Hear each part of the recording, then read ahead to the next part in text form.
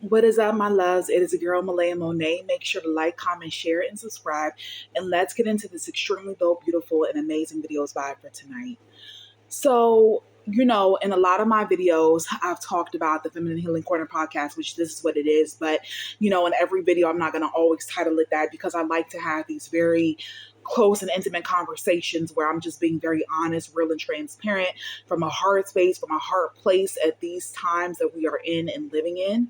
And I just wanted to say that there's power in being able to love yourself. There's power in being able to love yourself despite what others think about you, because I feel as though, and I'm going to speak on my personal experiences with people, because I've always had such a loving, gracious, beautiful personality as far as always wanting to uplift, encourage, and love the next person, wanting to encourage people to become the best versions of themselves is always truly and really my thing. I just feel like I'm called to be some type of motivational speaker. We're going to put that into existence. That I would encounter people who truly had negative, nasty attitudes because they didn't see the light at the end of the tunnel for themselves. So me truly choosing to be a ray of light was so disturbing from them that it irritated the demonic presence or energy within them to where it would make them want to be like, okay, we're going to shut out the angel in her. So I, experienced bullying from a young age, from like the sixth grade to the eighth grade. I was bullied because my hair was really long. So other young girls thought that I had lice in my hair, or said that I had lice in my hair, said that I wasn't combing and brushing it out, even though the hair was always laid. The tresses were always gorgeous, but let's, pretend like it wasn't. And I truly, developed a sense of, wow, no matter what I do, people are always going to have something to say about me. So then that transformed into me going into high school. And the first 2 years of my high school experience, I feel as though I was very calm and quiet at first when it was my freshman year, when I was playing volleyball and track. But then transitioning when I met certain people that kind of brought out the real Malaya, brought out the boldness in me. I was a hot mess, but it was a hot mess in the sense that, like, okay, it was kind of crazy, but also I had so much confidence in myself because I was like, okay, well, if it's F me, then it's F you too, and vice versa. Like, I had this type of attitude where even if people thought certain things about me, it was not going to control how I ultimately saw myself. So I was just bold to say anything that I want. But with that, I had to be careful because if I run into the wrong person, Lord have mercy, I'm going to get jumped. So I had to really tailor it to, like, okay, say to this person, but, maybe be a punk with this person.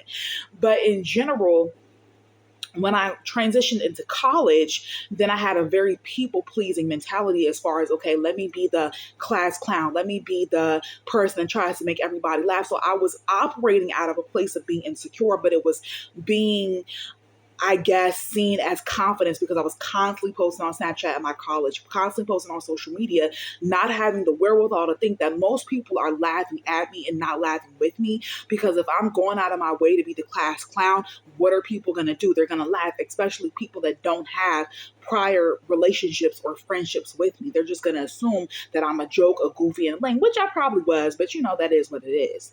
And so when I explain these like synopsises of, or synopses, child, I don't know. When I explain the summaries of these stories, I say it from a place of just letting you know that there's power in loving yourself.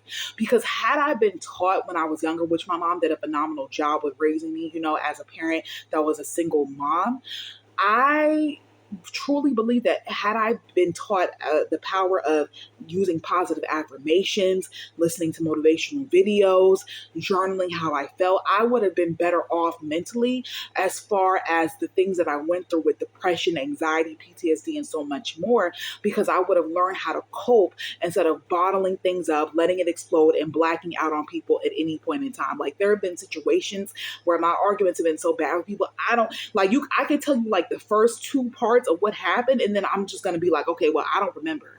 And then people are going to be like, well, remember when you did? Oh, girl, I don't know. The hell if I know. So it's like, when you love yourself and you get to the foundation of understanding that you are worthy of just being who you are, because that is the presence of who you have been created to be, you don't hold so much weight in people please, and you release your mind mentally from worrying about if the next person likes you, if they see you, if they love you, if they care about you. And I've been in really frustrating situations. I'm in a frustrating situation even now where I feel as though I have to let go of the idea of everybody being so kind, everybody being so sweet, everybody being so loving, and truly having my best interests at heart. Because if you live in a broken, fallen world, why don't you think people are gonna want to see you win? Why do you believe that most people won't want to see you actually fall and break down like they do or already have been? So I just want to encourage the next person.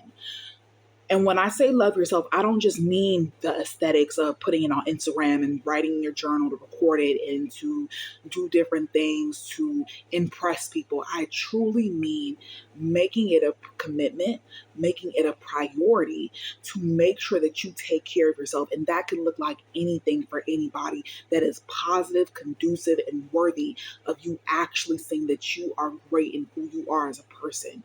So whether that's starting your own business, whether that's cleaning your bathroom, cooking a meal, going to the gym, doing your hair, moisturizing your hands and feet, doing whatever you need.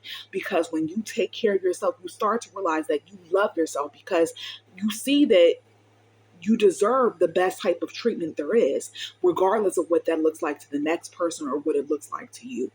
So, this is coming from a person that has been through horrible situations, significant amount of trauma, and dealing with people in the same range, in the same time of me going through those situations. So these videos are truly like love diary letters to myself, to my younger self, when I was 10, 11, 12 years old, of coping strategies and mechanisms that I wish that I had when I was that age, to not be in the situation or situations that I've been in up until this point.